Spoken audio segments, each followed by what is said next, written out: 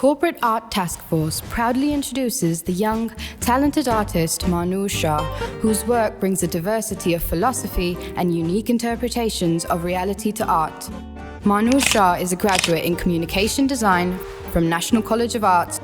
She has a keen sense of observation and connects to people and nature on an intuitive level. This is why her work coheres and resonates with people from world over.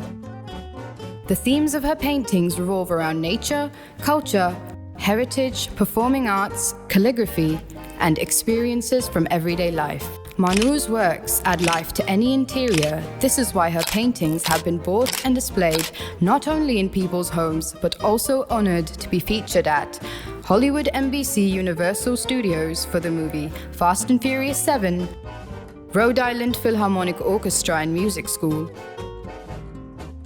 Sisu Boutique Hotel in Spain, and Bamboo Asia.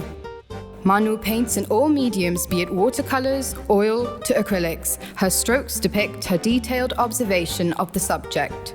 She loves working from her studio to painting murals in the outdoors, and she likes to share her love of art by giving online tutorials.